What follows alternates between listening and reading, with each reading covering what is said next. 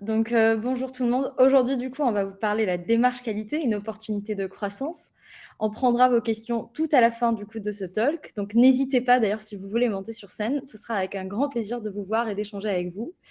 Avec vous, du coup, moi, c'est Farah Chapchouk, je suis Engineering Manager chez Encore Store. Je m'occupe des équipes Productivity Engineering, Quality Tools et Quality Assistance. Donc, vous l'avez bien compris, je suis experte de la qualité et ce depuis plusieurs années. Et je suis surtout animée par le partage et c'est ce qui fait que je suis là aujourd'hui.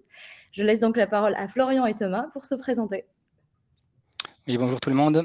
Moi, c'est Florian, je suis VP Engineering chez ShipUp. Donc, rapidement, on fait quoi?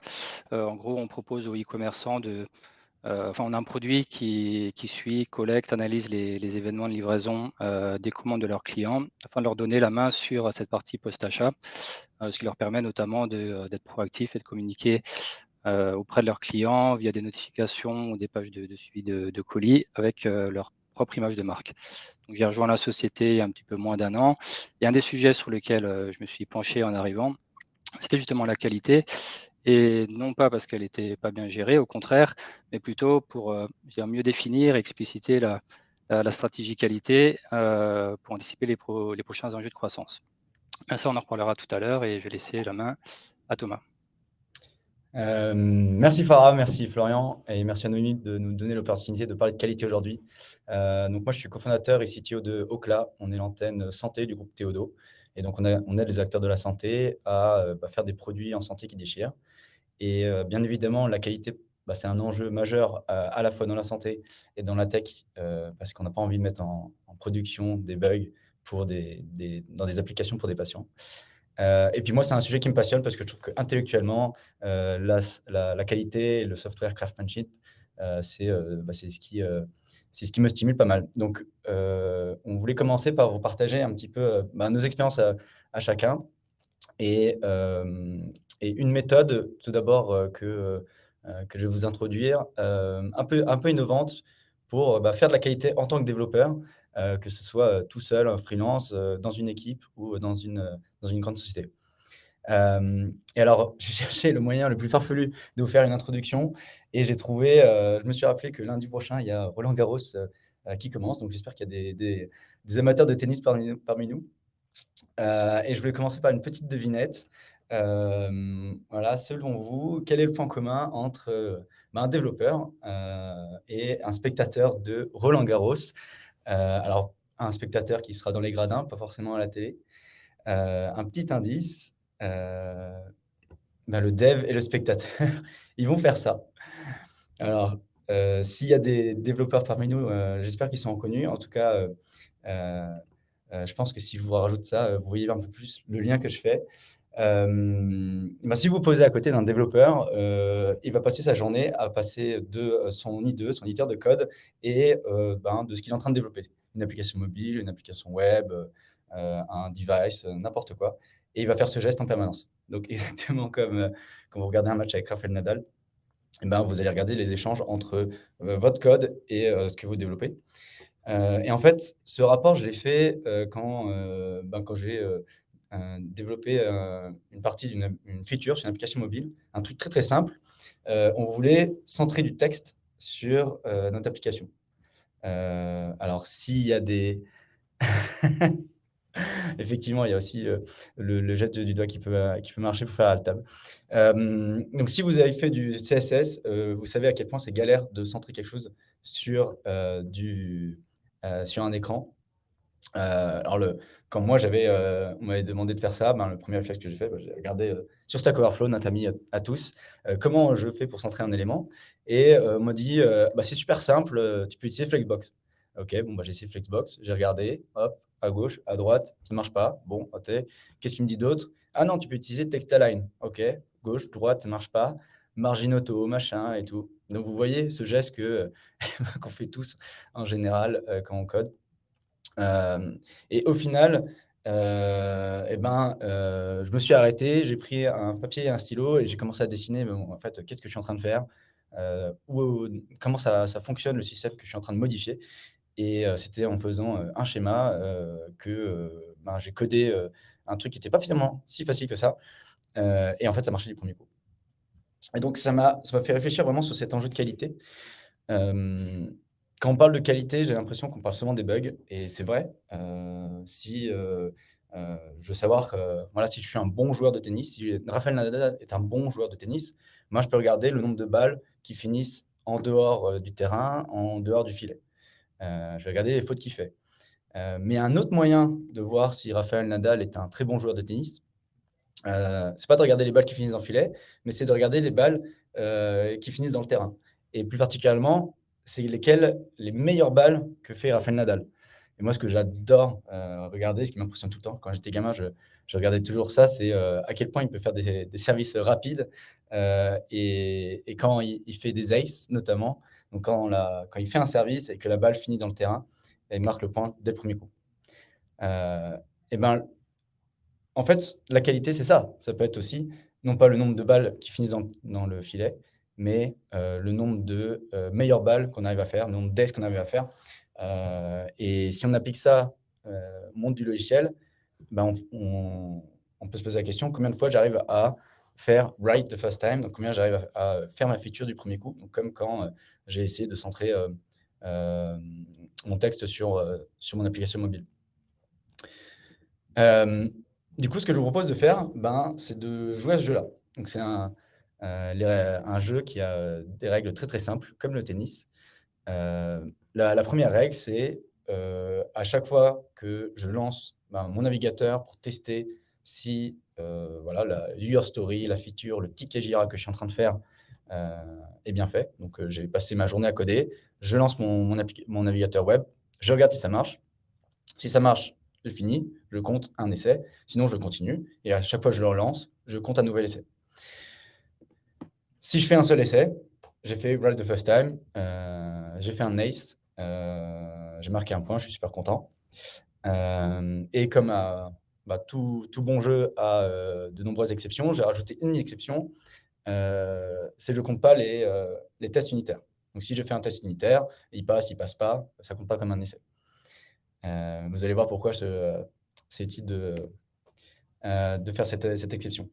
Et alors nous, concrètement, chez Oclab, hein, en fait, tout le monde joue à ce jeu-là. Donc tous les développeurs chez Oclab jouent au jeu. Donc, par exemple, donc à chaque fois que, par exemple, si je prends, Maxime qui a modifié le disclaimer, sur, une application mobile, donc a, fait, 2 essais. Donc il a lancé l'application mobile 2 fois, et donc il a pas fait un right the first time.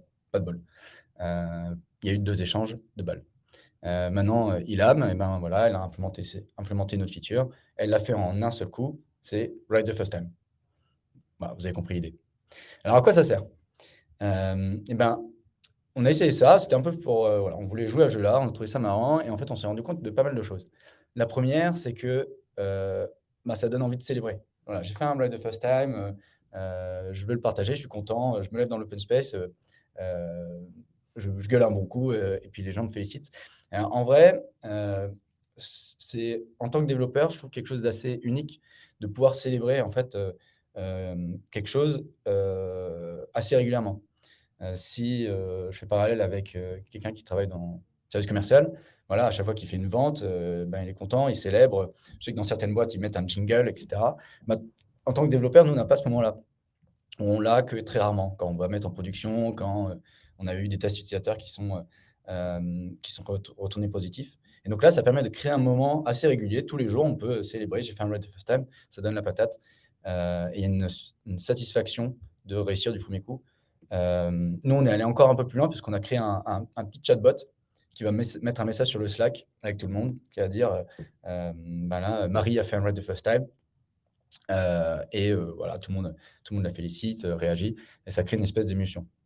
Heu, le deuxième avantage, 2e intérêt de faire ça, c'est, si je reprends l'exemple du début, c'est de réfléchir avant de coder. Au lieu de, voilà, de faire du copier-coller, de tester des choses sans vraiment rien comprendre, ben là, on se force à réfléchir avant de coder. Comme on a un seul essai, et ben, on ne veut pas le gâcher, donc on va, prendre plus de précautions. OK, est-ce que j'ai bien compris ce que je maîtrise? Et donc comme ça, on va construire un schéma mental de: «Est-ce que mon système fonctionne comme je pense qu'il va fonctionner? Est-ce que le code que je suis en train d'écrire fait bien ce que je pense qu'il va faire?» Hem et Le dernier intérêt, c'est d'avoir une incentive à faire du TDD, donc à faire du Test Driven Development, à coder des tests en premier. Et donc ça, c'est grâce à la petite règle exceptionnelle que j'ai rajoutée. Quand on a le droit de faire des tests, je vais en faire plein pour m'assurer que quand je vais dérisquer au maximum mon ride the first time. Je vais assurer plutôt de les réussir. Et alors, si on n'y arrive pas, bon, ça arrive, on ne fait pas tout le temps des aces quand on fait des services au tennis. Par contre, quand on a mis la balle dans le filet, on ne va pas tout de suite en relancer une. On ne se précipite pas, on va se poser la question, OK, qu'est-ce que j'ai mal fait? On va peut-être repositionner nos épaules, remettre nos pieds alignés, prendre un peu le temps. Nous, on va faire la même chose. On va regarder, OK, qu'est-ce qui marchait pas? On va regarder quel bout de code faisait est dysfonctionnel et pourquoi c'est le cas. Et donc cet exercice va permettre de mettre à jour notre schéma mental de, en fait, quelle est ma compréhension du code et du système que je manipule. Et donc en appliquant cette méthode en tant que développeur, tout seul, dans votre équipe, vous allez largement améliorer votre qualité et tout en créant une émulsion, un partage collectif. Donc voilà, ça c'était la méthode des Right the First Time. Je serais ravi de savoir si vous voulez l'appliquer et en discuter avec vous. Et j'invite du coup Florian à venir sur la scène pour maintenant vous expliquer quel est l'impact de tout ça dans une société. Là, on parle d'une méthode que je peux appliquer moi en tant que développeur, mais maintenant, qu'est-ce que je peux faire dans une boîte qui cherche à avoir de la croissance, de l'appliquer. Excuse-moi, c'était Farah qui devait passer. Pas de souci. Merci beaucoup Thomas. En tout cas, j'espère que du coup, vous avez tous compris la démarche. Et en tout cas, l'idée maintenant, c'est de vous dire ce qu'en fait Thomas nous a dit aujourd'hui avec Right the First Time, c'est surtout une démarche où il a poussé les développeurs à se poser des questions tout en développement.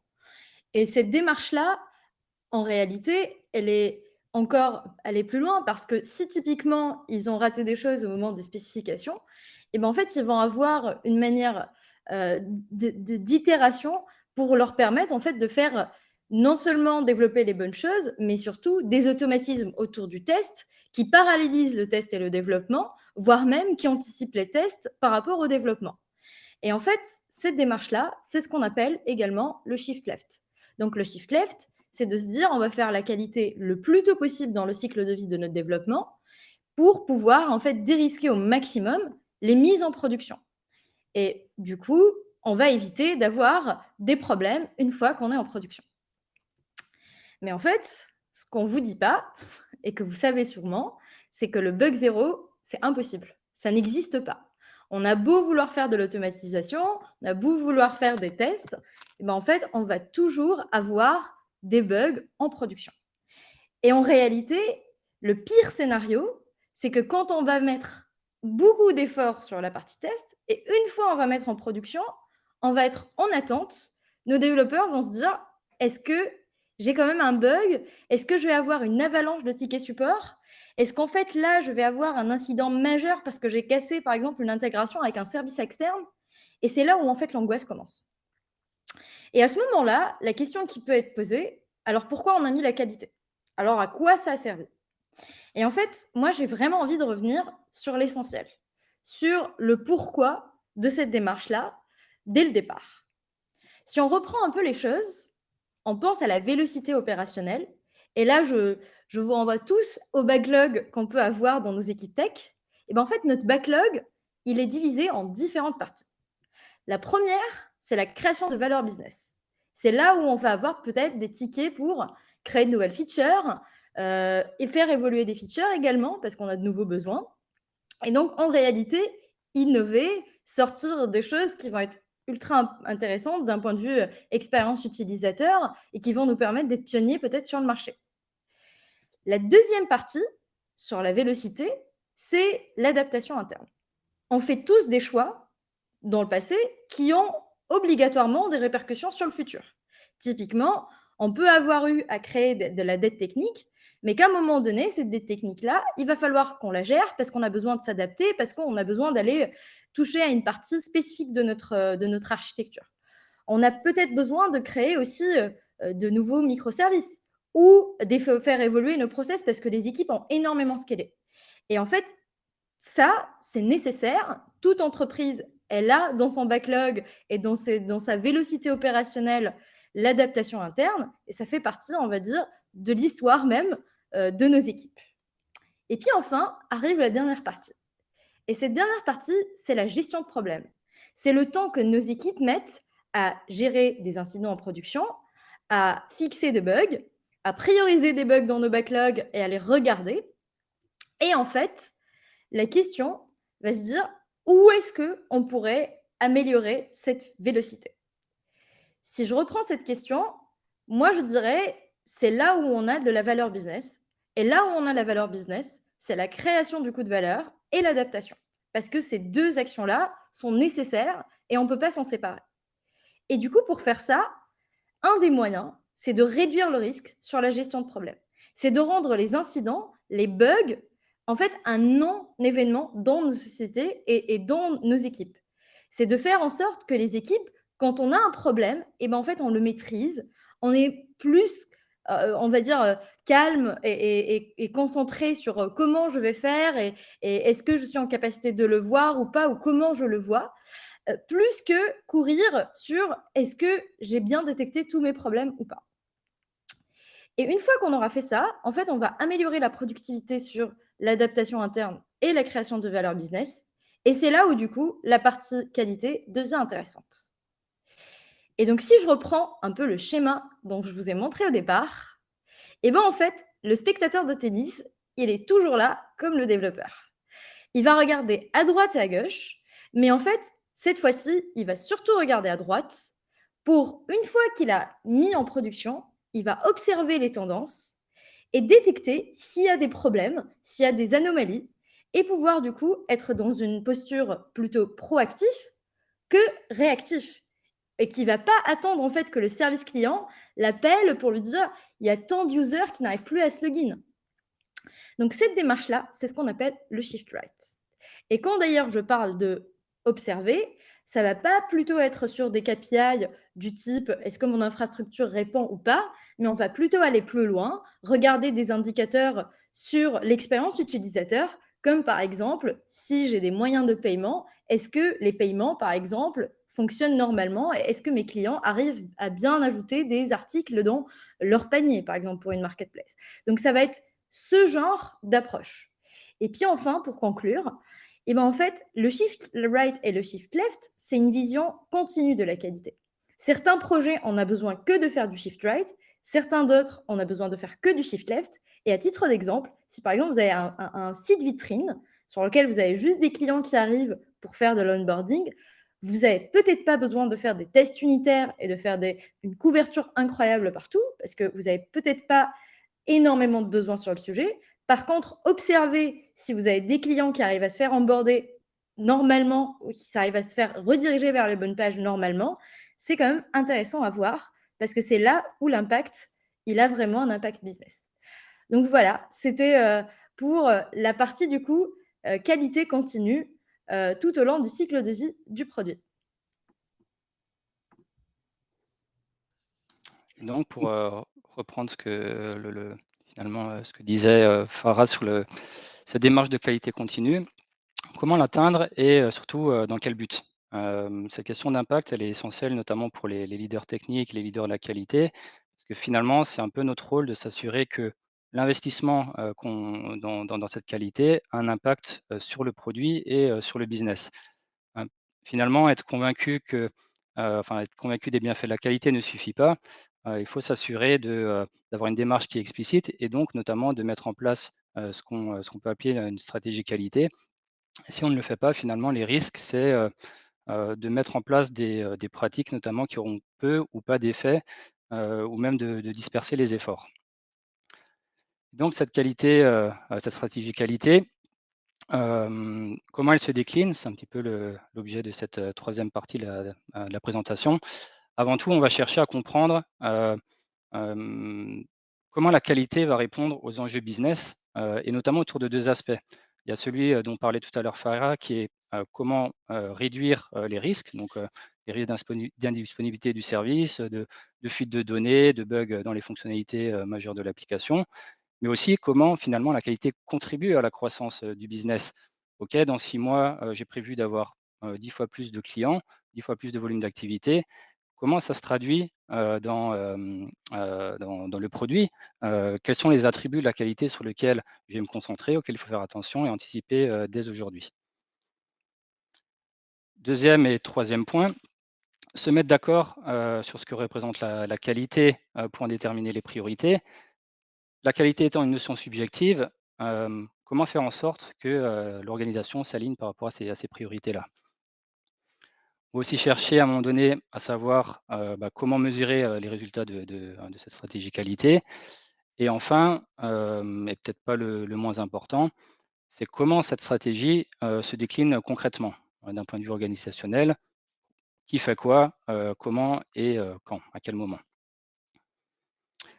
Alors si on commence par les enjeux business, ce qu'on observe et qu'a pu constater notamment Farah, dans ses différentes expériences et je dirais qui résonne un peu avec les miennes, c'est que, quels que soient, les modèles de société, quel que soit leur environnement, on peut faire les mêmes observations. C'est-à-dire que généralement pour, le sujet de la qualité, on va avoir toujours les mêmes impacts, des clients, insatisfaits, un mauvais time to market, des incidents à tout va et les objectifs associés, sont également les mêmes. Regagner de la satisfaction client, livrer de la valeur plus vite, et plus continue. Alors, on n'est pas obligé de gagner tous les combats en même temps, et la stratégie qualité nous permet notamment, de se dire: «OK, quels sont les plus importants? Quels sont les plus urgents?» Si on fait un petit peu le parallèle par rapport, à la pratique, Rise the First Time dont a parlé Thomas, ben, voilà, ce qu'on va probablement chercher à atteindre, c'est, une réduction, sur le time to market parce que justement je vais mettre moins de temps, je vais faire moins d'essais, pour, déployer mes fonctionnalités. Alors comment on fait, pour, s'aligner par rapport à ces objectifs business? Déjà, je dirais ça dépend d'où on part. Une situation qui est pas inhabituelle, c'est celle d'avoir touché le fond, finalement, avant de réagir et donc là, on va plutôt être dans un mode, réactif. Si là, encore une fois, on fait le parallèle par rapport, enfin, là, on reprend l'analogie du tennis, quand un joueur est blessé, il va commencer par se soigner, avant de s'entraîner à faire des aces. Et puis il y a l'autre situation, je dirais celle dans laquelle, j'opère actuellement, qui est une situation qui est maîtrisée. Là, en tant que tech leader, vous allez faire cet exercice qui consiste globalement à prendre le business plan et de se dire: «OK, puisque dans X mois, mon volume d'utilisateurs ou je ne sais pas quoi d'autre, mon nombre de documents à gérer, va croître. Quelles sont les initiatives que je vais devoir démarrer dès aujourd'hui, qui vont avoir un impact sur, cette croissance?» Alors, une fois qu'on est aligné sur les objectifs, la question de la priorisation, se pose car évidemment, on ne dispose pas d'effectifs, et de temps illimité. Donc on va vouloir mettre de la qualité, là où le ROI est le meilleur. Alors comment on peut faire ça?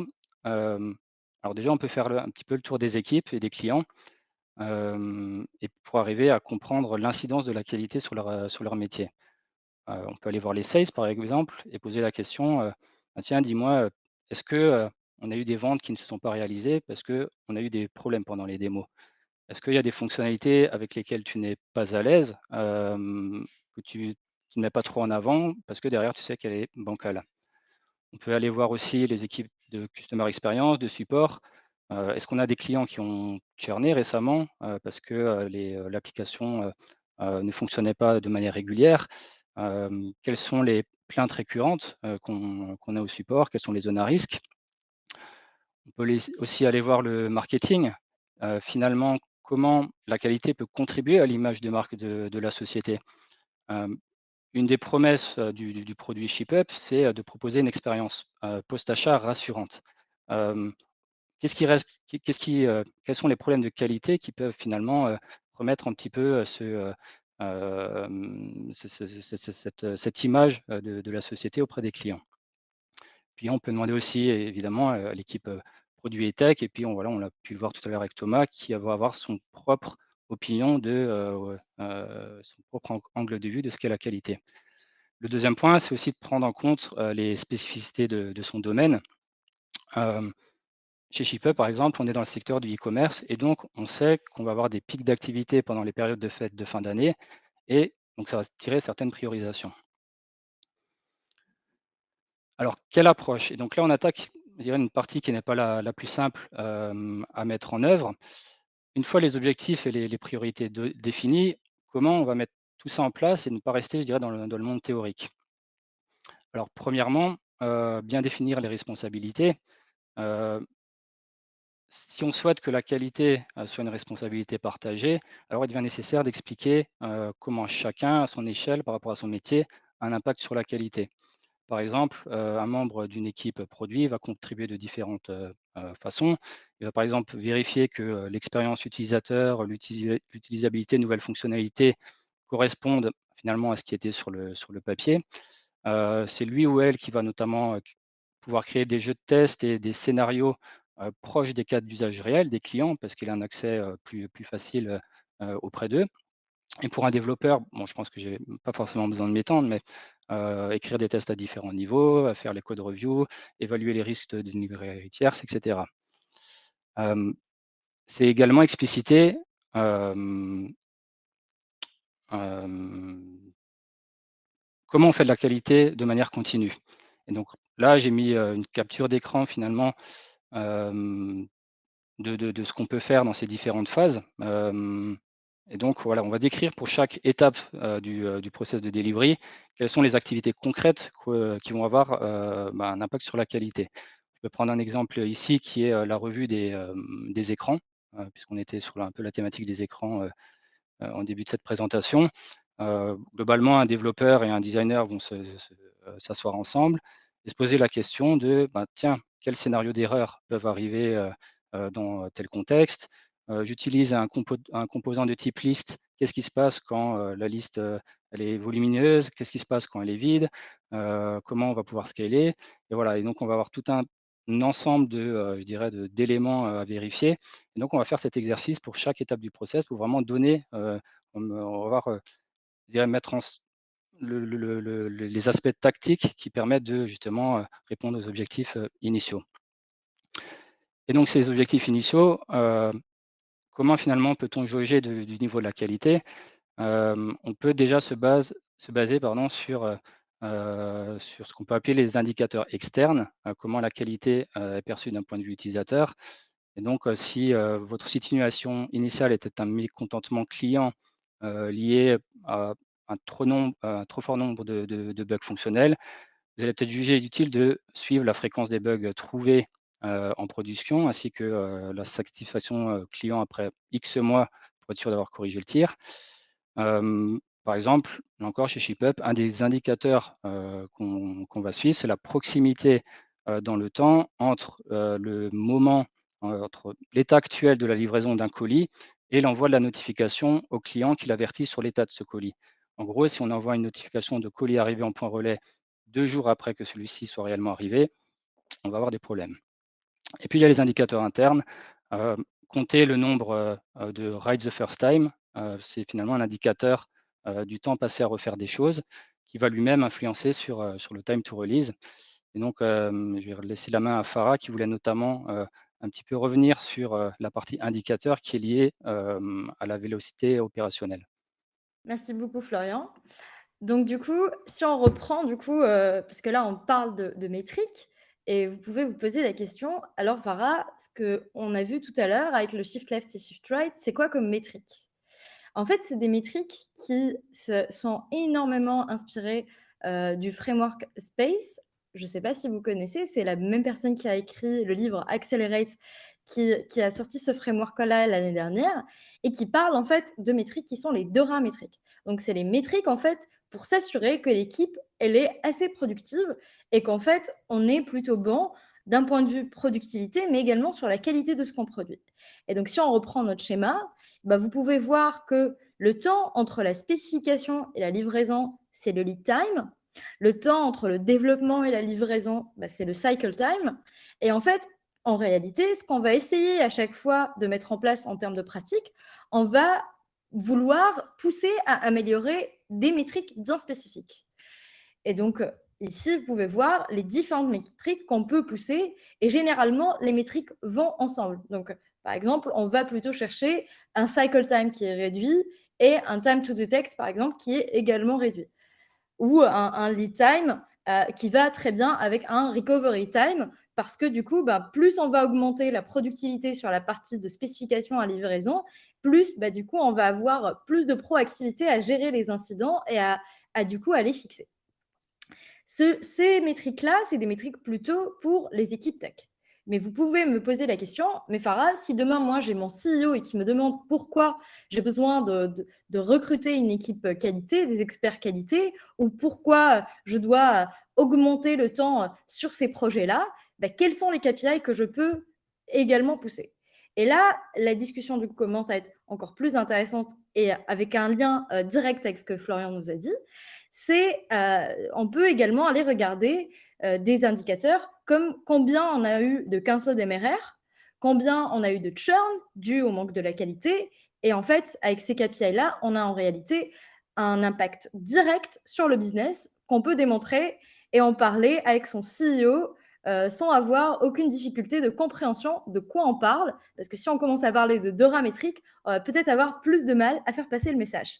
Donc voilà pour les métriques que nous avons. Je repasse donc la main à Florian. Finalement, non, je pense, je m'excuse. C'est les aléas du direct.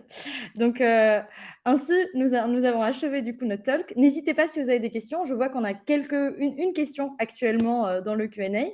Nous avons également écrit ici nos inspirations. On s'est beaucoup inspiré ici de Accelerate, de Agile Testing, donc des DORA métriques dont je vous ai parlé. Et du coup, on va prendre la première question. Et n'hésitez pas d'ailleurs, si vous voulez monter sur scène, ce sera avec un grand plaisir de vous voir en vrai et du coup d'échanger autour des questions que vous avez. Donc la première question que nous avons, c'est comment faire passer une équipe et une code base avec très peu de tests et à une démarche presque TDD. Quel prio? Comment faire adopter la philosophie test à l'équipe? Je laisse Thomas répondre à cette question. Alors, je pense c'est une très bonne question et il y a deux approches moi, j'aurais deux approches différentes. La première, c'est de dire, bon, faire des tests, c'est important. Regardez, ça permet de réduire les bugs. C'est les bonnes pratiques. Si, faites-le, vous allez voir, c'est cool. Et ça peut marcher. C'est-à-dire qu'il y a des gens qui sont très sensibles à ça et ils vont l'adopter. Maintenant, il y a une autre approche qui est plutôt de positiver le truc et de dire essayez la méthode des Right the First Time. En fait, vous allez voir que c'est très dur d'en faire un de Right the First Time. On a toujours un petit truc auquel on n'avait pas pensé, un edge case, on pensait que ça marchait comme ça marchait pas comme ça. Et en fait, spontanément, on va comprendre l'intérêt de faire un TDD. Faire du TDD, faire des tests, ça permet de dérisquer le Right the First Time et c'est hyper satisfaisant. Donc en fait, on touche pas même canal émotionnel, j'ai envie de dire. Il y en a un où on touche un petit peu au cerveau rationnel. Voilà, je suis en train de te dire que c'est une bonne chose. Est-ce que tu l'entends? L'autre, c'est plus émotionnel. C'est si tu veux réussir, tu vois la satisfaction de faire un Right the First Time, tu vas voir que tu auras besoin de faire du TDD. Donc c'est un élément de réponse que je vous invite à essayer. Merci beaucoup Thomas. Et si je peux compléter, je pense que également, ça dépend en fait dans quelle temporalité vous voulez faire le changement. Si vous voulez faire le changement d'une manière rapide, on va dire, et vous avez besoin absolument d'avoir des tests et d'instaurer, on va dire, cette culture, il va falloir faire un choix qui va être plutôt radical. Et par exemple, moi, dans mon entreprise actuelle, Encore Store, on a beaucoup scalé. On est passé de 20 personnes côté tech à 180 personnes. Et donc, du coup, on avait énormément peur, en fait, qu'avec cette scalabilité, on perdait en fait, la culture qualité. Et donc, qu'est-ce qu'on a fait? On a fait un choix assez radical, mais simple. C'est qu'on s'était dit, maintenant, plus aucune PR peut passer s'il y a en dessous de tel niveau de code coverage. Et donc, c'était une manière assez radicale. Et en fait, tous les développeurs sont retrouvés à rajouter des tests unitaires, des tests de feature et d'intégration automatiquement. Et on a fait ça assez rapidement. Si on voulait le faire d'une autre manière, parce qu'on aurait eu plus de temps, là, peut-être qu'on aurait fait une démarche où on aurait fait des guidelines, accompagner les équipes petit à petit et faire instaurer le changement, on va dire, d'une manière graduelle dans le temps. Donc, on a une seconde question de Pierre que je vois. Donc, l'évolution dans le temps des métriques d'Aura sont symptomatiques de la qualité d'une stack. Suivez-vous d'autres métriques plus représentatives de la qualité, comme le ratio code de test, code prod? Alors, c'est une très, très bonne question. Pour être honnête, il y a beaucoup, beaucoup de métriques sur la qualité. Moi, par exemple, avec mes équipes, ce qu'on suit également, c'est le nombre de tickets support, parce que c'est quand même assez révélateur de ce qui se passe, en fait, sur la production. Parce qu'en réalité, on peut regarder la couverture, on peut regarder combien on teste, et cetera. C'est très difficile en fait de savoir si on teste bien les bonnes choses, si on a bien remonté les bonnes choses. Et en fait, pour être aussi franche avec vous, moi par exemple, la partie code coverage, je trouve ça difficile en fait à réaliser à combien ça a d'impact sur le temps. Et donc, on va plutôt regarder avec mes équipes vraiment des KPI où on peut voir l'impact direct sur les utilisateurs que je trouve vraiment énormément powerful. Donc, j'espère que j'ai répondu à ta question, Pierre. On a une autre question de page Anaïs, si je ne dis pas de bêtises. Donc, quelle astuce auriez-vous pour faire adhérer globalement les personnes à une culture qualité? Je ne sais pas si Florian ou Thomas, vous voulez prendre la question. Oui, juste pareil, il y a quelqu'un qui veut monter sur scène. Ah, Je pense qu'on peut l'inviter à monter sur scène pour poser sa question avant.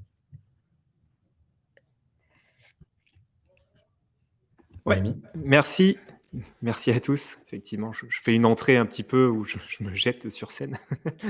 Mais ouais, non, merci déjà pour le talk et pour tous ces retours d'expérience. Alors, de mon côté, moi, je suis Arthur Mann, CTO et cofondateur de Promise. On est spécialisé justement dans la qualité logicielle et dans tout ce qui va être à diffuser un petit peu des cultures de qualité.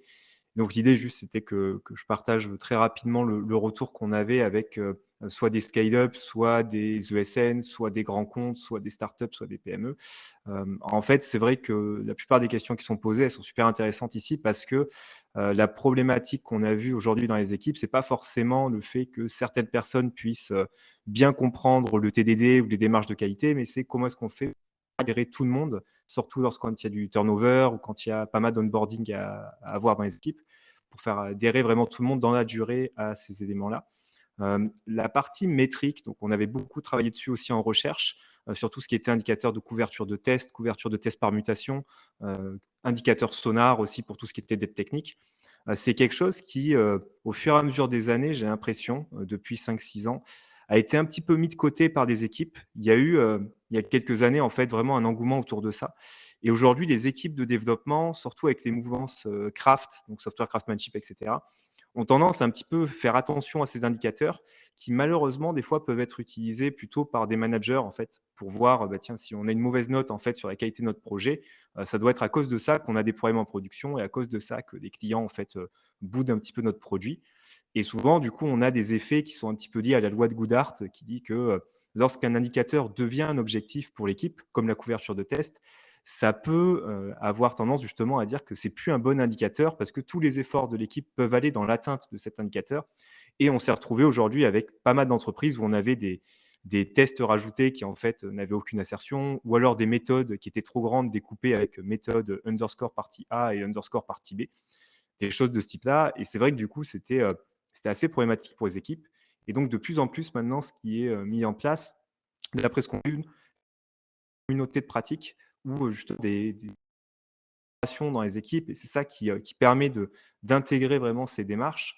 Et c'est vrai que souvent, ce qui se passe bien, c'est quand des gens qui sont coachs, on va dire, sur la partie test ou sur la partie qualité de développement, peuvent être intégrés directement dans les équipes pour accompagner aussi des personnes à mettre en place du TDD, par exemple. On a vu pas mal de contextes des banques, des assurances, où ils ont fait des grosses formations TDD à des centaines ou des milliers de développeurs, qui a été un échec assez phénoménal, où en fait, après 2-3 jours de formation, des gens, en revenant sur leur code legacy, se sont rendus compte qu'en fait, tout ce qu'ils avaient vu sur des exemples théoriques très simples, ils pouvaient pas l'appliquer en fait sur leur base de code comme ça. C'était beaucoup plus compliqué de ça. Et du coup, ils ont changé un petit peu leur manière de faire. Ils se sont dit, bon, on va plutôt prendre des coachs, des gens qui vont nous accompagner, ou alors des tech leads en interne qui vont s'occuper de ça, et qui derrière ont permis d'accompagner les équipes en faisant des ateliers toutes les semaines, en fait, justement, des coding dojo, des katas, des choses comme ça. Mais c'est vraiment beaucoup plus compliqué, effectivement, que ce que des gens peuvent penser des fois lorsqu'ils disent on va juste mettre en place, par exemple, une culture un petit peu qualité. En fait, il y a une animation aussi à avoir autour de ça. Et donc, il y a plein de rôles qui émergent aussi de DevRel ou d'animateurs de communautés de pratique ou de coachcraft dans les équipes qui permettent justement d'initier un petit peu ça. Mais c'est assez récent, on va dire que ça a peut-être 1 ou 2 ans où vraiment là on a une explosion du nombre de coachcraft un petit peu partout en France et des entreprises comme Marola, Octo ou Publicis qui se positionnent vraiment sur ces sujets-là. Mais voilà, pour mon retour en tout cas sur tout ce qu'on a pu voir aujourd'hui dans les différentes équipes. Merci beaucoup, Arthur, pour le partage. C'est très vrai et je pense que ça vient également beaucoup avec la culture de no test qui vient de beaucoup d'entreprises. Typiquement, par exemple, Shopify, qui ont 0 QA. Moi, par exemple, pour la petite anecdote, chez Anchor, mes équipes font 0 automatisation. On est plutôt là, comme je le disais au départ, on est plutôt là pour mettre les guidelines, les tools, pour vraiment animer ces community of practice. C'est exactement ce qu'on fait aujourd'hui chez Anchor. Et oui, clairement, c'est un mouvement et on va voir comment va évoluer le secteur de la qualité dans le futur. Mais en tout cas, très, très intéressant ton retour, Arthur. Merci d'avoir monté sur scène et d'avoir partagé ça avec nous. Je vois qu'il nous reste 2 questions. Donc, on va te descendre, Arthur, si tu veux bien, du stage. Merci beaucoup. Oui. Et on va prendre le reste des questions qui nous restent. Donc, du coup, on a la question d'Anaïs. Donc, quelle astuce auriez-vous pour faire adhérer globalement les personnes à une culture qualité? Thomas, Florian? Je pense que j'ai un élément de réponse. Après, je laisserai Florian compléter. Selon moi, il y a une proposition de valeur assez importante en tant que développeur. On cherche toujours à progresser et à apprendre individuellement. C'est quelque chose qui est au fond de chacun de nous. Et le message de dire que la qualité, en fait, c'est un moyen d'apprendre et devenir le meilleur développeur, en tout cas, chez nous, c'est quelque chose qui marche bien et qui fait adhérer cette culture qualité aux équipes. Donc, je pense que c'est une approche possible, voilà, de dire, toi, individuellement, si tu veux progresser, en fait, on a un moyen pour le faire et c'est de faire de la qualité. Ça passe par faire de l'analyse des bugs, voilà, comprendre pourquoi on a eu tel ou tel bug. En fait, si je retrace sur cette ligne de code-là, on l'avait écrite comme ça parce qu'on pensait que cette fonction faisait autre chose, parce qu'elle a été mal nommée. En fait, je me rends compte que je sais pas très bien nommer mes variables. Et du coup, voilà, je vais creuser le point et en fait, je vais devenir meilleur. Donc c'est en passant par l'apprentissage, je pense qu'on peut faire adhérer à une culture qualité. Florent, je ne sais pas si tu as quelque chose à ajouter là-dessus? Ouais, je ne sais pas s'il y a vraiment des astuces, tellement ça peut être un combat qui est, qui dure dans le temps. Mais peut-être que faire ressortir ou mettre l'accent sur des résultats particuliers liés autour de la qualité peut aider. Typiquement, dans un code, quand on fait du code review et de voir qu'il y a une attention particulière sur notamment la partie test, la qualité de code, etc., d'en faire un commentaire et peut-être même de le mettre dans votre channel Slack pour indiquer que c'est ce type de code qu'on cherche demain et avec probablement la légitimité technique que vous pouvez avoir ou qu'ont certaines personnes dans les équipes, je pense que ce sont les mieux positionnés justement pour transmettre cette culture-là. Très, très vrai. Et clairement, sur ce sujet-là, moi, je pense qu'il faut toujours avoir en tête que ce soit la qualité ou n'importe quelle démarche, en fait, c'est comme ce qu'on disait sur le tennis, on ne peut pas obtenir des sportifs de haut niveau du day one. Il faut aussi être assez réaliste sur les objectifs qu'on veut se donner pour ne pas aussi être déçu et décevoir les équipes parce qu'on se donne comme objectif. Donc, il faut en fait trouver plutôt les petites étapes qui font à la fin qu'on arrive à être un énorme champion. et ne pas essayer d'être champion du premier jour parce que voilà, généralement, ça marche pas trop. Il faut avoir le mindset du champion, mais il faut surtout avoir les étapes pour y arriver. Et ça me fait une belle transition du coup pour la dernière question que nous avons. Et n'hésitez pas à continuer à poser vos questions. On est là pour les prendre jusqu'à 13h. Donc du coup, Guilhem qui nous dit en mode remote, dans une équipe convaincue par les tests, mais qui n'a pas le réflexe d'en écrire, comment bien communiquer sur la mise en place des outils et d'écriture de nouveaux tests. Thomas, Florian, est-ce que vous avez une réponse pour Guilhem? Non, je voulais juste rajouter pour la question juste avant sur la culture qualité, comment la mettre en place. Un élément essentiel, c'est vraiment le partage. Pour créer la culture, il faut que les gens montrent ce qu'ils font, ce qu'ils ont appris, ce qu'ils ont réussi à faire, les succès qu'ils ont eus, les échecs aussi. Donc créer cette culture du partage, ça passe par des petits tips comme faites un channel Slack, vous en parlez régulièrement, faites des moments dédiés à ça, nous on fait ce qu'on appelle un dojo qualité, où on va voilà, quelqu'un qui va présenter quelque chose qu'il a appris et on en discute. Donc pour créer cette culture, il faut créer ces moments et le partage c'est essentiel. Ce que j'allais dire, c'est que en fait, cette question me fait penser à une autre question, et quand je lis que quelqu'un est convaincu par les tests mais n'a pas le réflexe d'en écrire, je me dis il y a quelque chose qui est une forme de c'est illogique. S'il n'a pas le réflexe, que manque-t-il? Est-ce que c'est de la formation ou est-ce que finalement il ne pense ne pas avoir le temps d'en écrire? Donc là, ça peut aussi signifier qu'il y a une pression trop forte autour du delivery. Donc faut souvent, les personnes notamment qui vont un petit peu à reculons sur la qualité, il faut souvent essayer de chercher quelles sont un peu les raisons derrière et vraiment aller au fond du sujet pour arriver à trouver la bonne clé qui permet de débloquer ça. Moi, je compléterais, sûrement si cette personne a compris mais ne le fait pas, ça veut dire qu'elle ne sait pas qu'elle ne sait pas. Et pour faire passer de quelqu'un de je sais pas que je sais pas, je sais que je sais pas, en fait, il faut les mettre, il faut faire face aux problèmes que ça engendre. Donc ça passe par exemple par l'analyse de bugs. En fait, j'ai fait ce bug parce que j'avais pas fait de test. En fait, je comprends que c'est vraiment important. Et en faisant ça répétitivement, parce que c'est un geste qu'il faut pratiquer, je pense que c'est quelque chose qui devient un réflexe. Je ne pourrais pas ne pas être aussi d'accord avec ce que vous venez de dire, Thomas et Florian. Clairement, il y a parfois ce déni et le déni, il faut en faire prendre conscience.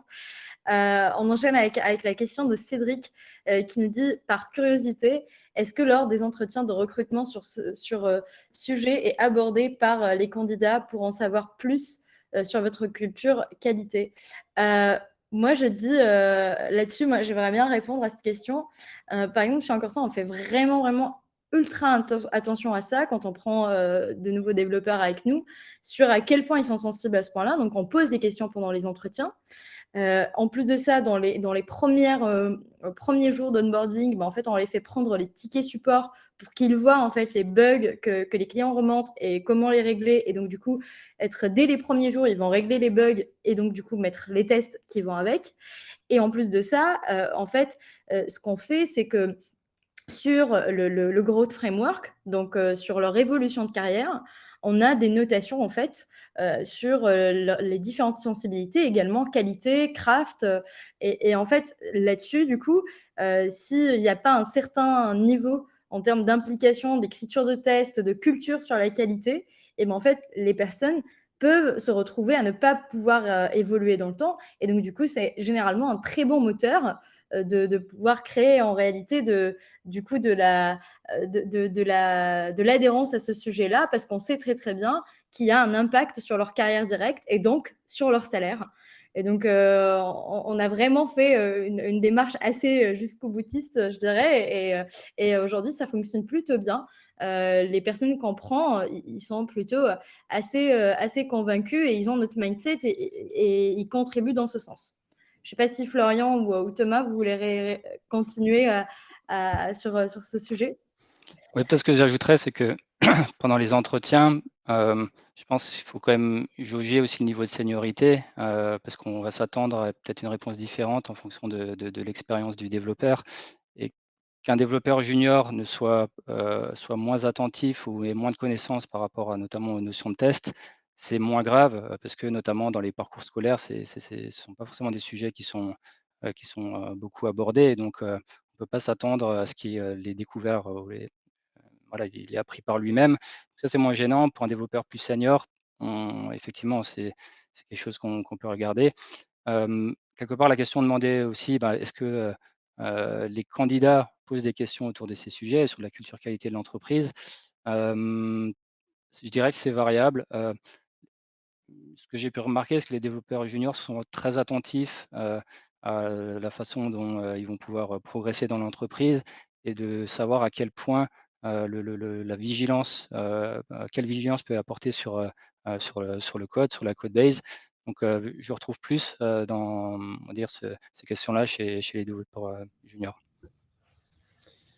Ce que je peux compléter sur cette question, nous, on met effectivement cette culture dès l'entretien, parce que notre premier entretien, c'est un test de refactoring.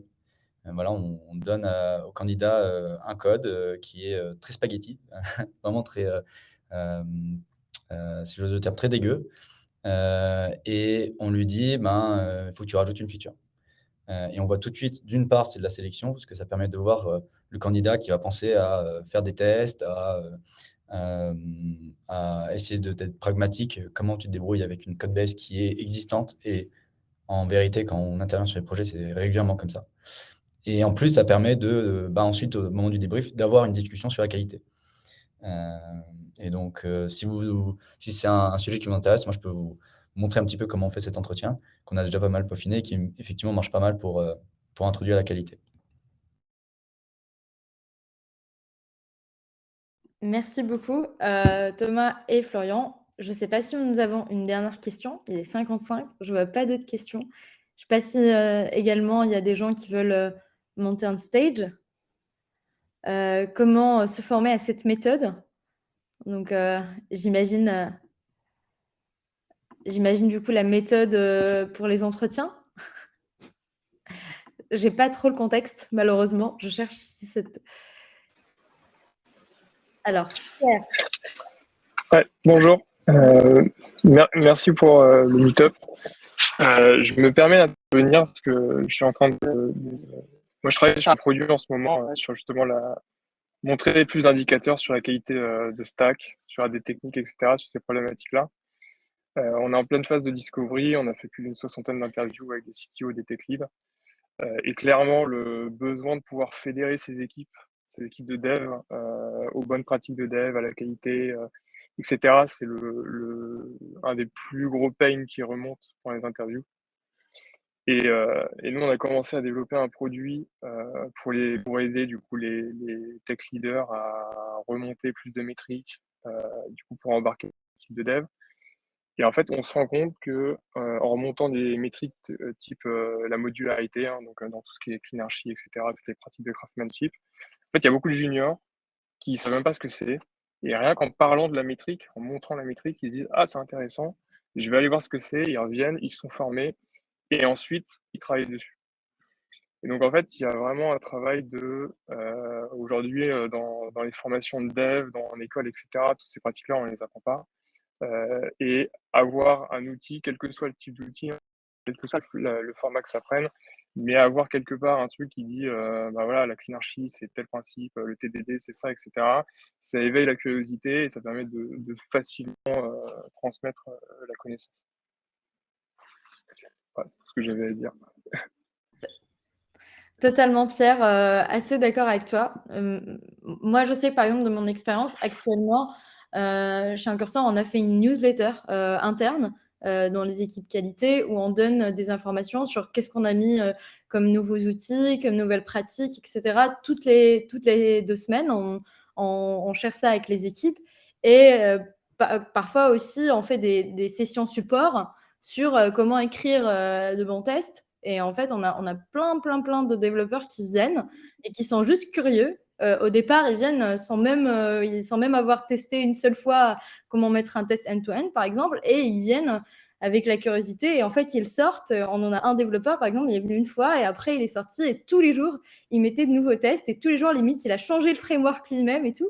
Et donc, on voit qu'en fait, ça fait vraiment des déclencheurs. On a des déclencheurs comme ça et ça vient avec beaucoup de communication et de la création, en fait, d'intérêt autour du sujet en réalité. Je peux me permettre juste de rajouter un point, c'est que nous, ce qu'on constate aussi, là, parce qu'on est en train on déploie notre produit chez des clients, c'est qu'en fait, avoir des indicateurs qui évoluent dans le temps, ça permet de motiver les devs à regarder cet indicateur. Et bien sûr, il y a l'effet, j'ai envie de le faire monter, je fais n'importe quoi. Ça, c'est des choses qui arrivent. Mais en tout cas, on remarque qu'il y a une motivation là-dessus pour s'intéresser au sujet, de voir, enfin, tout comme les métriques d'Aura qui peuvent motiver les équipes, d'autres indicateurs sur du couplage, de la modularité, de la cohésion de code, etc., de la transférabilité. Ça motive les devs et aussi ça motive, mine de rien, les gens qui sont non-tech. Ils comprennent en fait ces enjeux de qualité qui sont du coup vulgarisés. Voilà. Donc, moi, j'encourage toute personne à le faire. C'est un très bon point. Je crois qu'on n'a pas trop parlé, mais de quelle visibilité on donne sur ces indicateurs. Et effectivement, il y a d'une part les traquer, les avoir quelque part, les calculer. Mais ce qui est très important aussi, c'est de les montrer et que les gens les regardent. À la fois les équipes tech, comme tu le dis, les équipes non tech, mais même des clients. Alors nous, on est sur la prestation de services, donc ils sont particulièrement intéressés par ça. Mais leur montrer, en fait, ça permet de faire aussi de la pédagogie sur pourquoi la qualité c'est important pour nos clients. Donc, c'est un très bon point. Merci Pierre. Merci Pierre. Du coup, on va t'inviter à redescendre du stage. En tout cas, c'était vraiment super intéressant de discuter avec toi. Et on va prendre une dernière question de Victor, qui a en plus de ça continué à parler avec toi, Thomas. Je le vois dans le chat. Est-ce qu'on peut avoir des exemples de questions pour l'entretien? Yes, bien sûr. J'ai répondu à Victor. Je vous ai envoyé le lien là, de l'exercice. Donc, c'est inspiré pour créer cet entretien. Donc, on a fait toute pièce. On n'utilise pas de solutions qui existent parce qu'on n'a pas trouvé, tout simplement. Et donc, je serais ravi de discuter avec vous sur LinkedIn ou sur Slack, et si vous êtes sur la communauté TechRox, de cet entretien. Une des questions que j'aime bien poser auprès des développeurs, du coup plutôt sur la partie code, c'est une question ouverte qui est plutôt de demander qu'est-ce qu'ils valorisent dans le code quand ils écrivent. Quels sont les éléments particuliers auxquels ils font attention. Et du coup, ça permet de voir notamment si ils sont plutôt, à quels aspects, on va dire, qualitatifs du code ils font attention, ou s'ils vont plutôt privilégier, je sais pas, la vitesse. Enfin, voilà, c'est souvent ça peut mener sur une discussion, sur une thématique autour de la qualité, et de voir un petit peu quelle attente ou quelle exigence le candidat peut avoir par rapport à ça.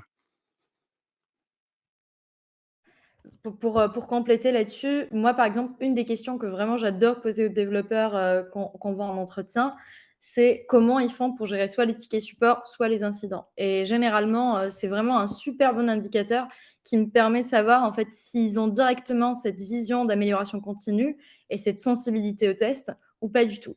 Parce que la réponse, on va dire facile, ça va être toujours régler le problème et c'est tout. Alors qu'en fait, généralement, on va plutôt chercher qu'est-ce qui se passe une fois qu'on a réglé le problème. Et s'ils ont les automatismes, en fait, de se dire, une fois que j'ai réglé le problème, je dois mettre les tests, je regarde si j'ai des tests, si j'ai bien des indicateurs pour monitorer, si demain arrive le problème, que je puisse aussi le détecter d'une nouvelle fois.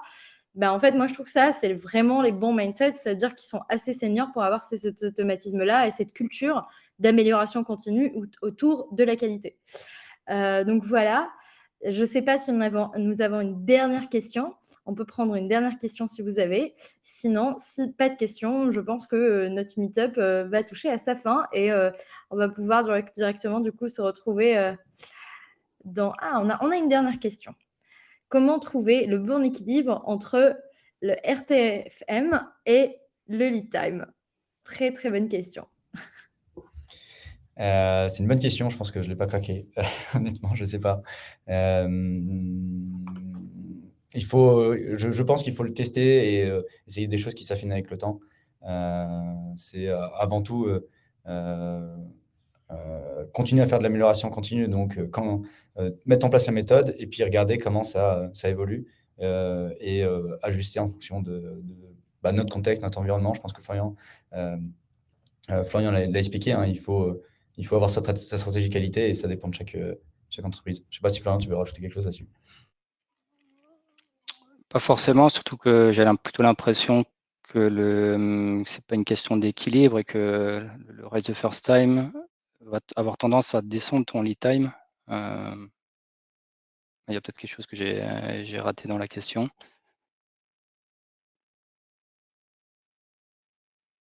Alexis, qu'est-ce que tu entends par lead time? Peut-être ça nous aidera à mieux répondre. Le lead time, c'est du moment de la spécification jusqu'à la mise en production. Et donc, si je comprends bien, la question, c'est que du coup, si en fait on le fait pas right the first time, en fait on va osciller plusieurs fois et à quel moment on va s'arrêter pour ne pas amplifier le lead time qui est du coup qui va être obligatoirement impacté. Et je trouve que c'est vraiment super intéressant parce que moi je pense que il faut toujours se dire en fait comment on aurait pu trouver donc do it right the first time et trouver ça the first time. C'est ça en fait qui va faire que le lead time ne sera à la fin pas impacté. Parce que si on a très très bien fait nos spécifications et qu'on a pris le temps qu'il fallait pour faire nos spécifications, on saurait poser les bonnes questions. Et donc en fait, le développeur, dès qu'il va faire son développement, il va trouver les problèmes il va faire tout bien du premier moment parce qu'en fait, il a déjà super bien clarifié dans sa tête ce qu'il fallait faire. Et donc obligatoirement, son lead time sera bon. Par contre, si en fait les spécifications ont été ratées, et en fait, do it right the first time, il va devoir itérer énormément de fois dessus. Et donc, obligatoirement, il va impacter négativement le lead time. Et donc, ce qu'on dit entre les lignes, c'est qu'il va falloir très, très bien spécifier pour pouvoir faire do it right the first time. Voilà, si je crois que j'ai compris la question. C'est que l'équilibre entre le temps justement à passer à faire des spécifications, le temps à passer à réfléchir, et l'équilibre entre en fait, faire quelque chose et aller en prod. Est-ce que c'est ça l'intérêt de le sens de ta question, Alexis?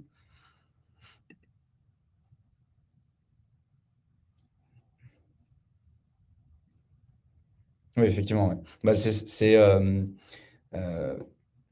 l'image qu'on m'avait donnée une fois, c'était de se forcer à fixer des jalons business. Alors, si je fais une plateforme de e-commerce, soit je peux me dire, en fait, je vais faire toute ma plateforme avec tout mon inventaire et qui va avoir de l'authentification, des systèmes de notification, etc. Donc, je vais faire tout mon système et puis je ne vais pas mettre en prod avant et je ne vais pas faire de test utilisateur avant. Je vais mettre 1 mois à le faire. Ou alors, je peux me dire, dans 1 mois, je vais pouvoir, sur ma plateforme, commander, je ne sais pas, une cagette de tomates.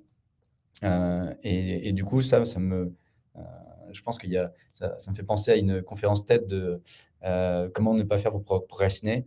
C'est ça, en fait, il faut se fixer des jalons et se forcer à avoir des deadlines, même si elles sont assez imaginaires, pour à un moment être pragmatique et se dire, bon, ok, tout n'est pas parfait, mais j'y vais, je fonce. Et surtout, moi, je rajouterais qu'il ne faut jamais prendre une KPI toute seule, isolée dans le temps. Si on parle par exemple de lead time et que de lead time, en fait, c'est peut-être pas la meilleure approche d'avoir ça. Et d'ailleurs, j'ai eu une question assez intéressante il y a quelques semaines avec mon CTO qui m'a dit Farah, on veut augmenter le lead time et en fait, on veut décroître le temps qui est mis sur les incidents. Et est-ce que c'est bon en termes de KPI? Et je lui ai dit, mais en fait, il y a quelque chose de bizarre dans cette réflexion. Il me dit, Farah, c'est quoi? Je lui dis, si en fait, on augmente le lead time, donc obligatoirement, on va être super bon sur notre résolution d'incidents parce qu'en fait, il suffit juste de les détecter, bien sûr, qui est en elle-même une difficulté, mais en réalité, dès qu'on les a détectés, on est super bon sur la résolution. Donc, on va augmenter notre lead time, il va être super faible et notre time de résolution également. Par contre, est-ce que c'est très grave d'avoir énormément d'incidents qui sont courts dans le temps ou est-ce que c'est très grave d'avoir un seul incident qui est très long dans le temps? En fait, c'est quoi le plus grave des deux? Et il m'a dit, j'aimerais bien savoir. Je lui dis, en fait, pour moi, les deux, c'est pareil. C'est soit on a énormément d'incidents qui sont super courts parce que notre lead time, en fait, il est bon. Mais en fait, en réalité, ce qu'on passe comme message à nos utilisateurs, c'est que notre plateforme, elle n'est pas assez stable. Et donc, nos équipes aussi passent énormément de temps à régler les problèmes parce qu'ils ne les ont pas anticipés. Soit on va avoir des problèmes qui vont être pas souvent, mais mais qui vont être assez lents dans le temps. Et pareil, ça va toucher à notre image parce qu'on va faire des incidents où on va avoir beaucoup de choses qui vont être indisponibles. Et donc, du coup, notre fiabilité, elle va être en jeu. Et donc, c'est pour ça, je pense qu'en réalité, la question, surtout sur the do it right, the first time right, et surtout sur l'anticipation. Comment on peut anticiper au maximum, avoir le minimum de problèmes à la fin et réduire ce temps en fait de lead time, réduire le temps qu'on passe sur les itérations parce qu'on s'est posé les bonnes questions dès le début. Et pour moi, la qualité, pour être honnête avec vous, c'est ça en fait. C'est pas autant le test, parce que le test, clairement, il est là, il va nous aider à nous améliorer, mais il faut surtout se poser les bonnes questions dès le départ. Et une fois qu'on est en production, être en capacité de les observer de ce qui se passe. Voilà, donc j'espère, Alexis, qu'on t'a répondu à la question. On a fait une longue réponse avec Thomas. Voilà, il est 13h09. Je pense qu'on peut aller sur la salle d'après, du coup, pour discuter, si vous voulez. N'hésitez pas, en tout cas, de rester. Et, comme ça, on pourra discuter autour des tables dans la salle d'après. Et puis, merci beaucoup, en tout cas, à Thomas et Florian. C'était un plaisir de faire un meet-up avec vous et à TechRox et à tous les organisateurs de nous avoir hostés aujourd'hui. Merci, Farah. Merci à toi, Merci. Farah. Merci à vous.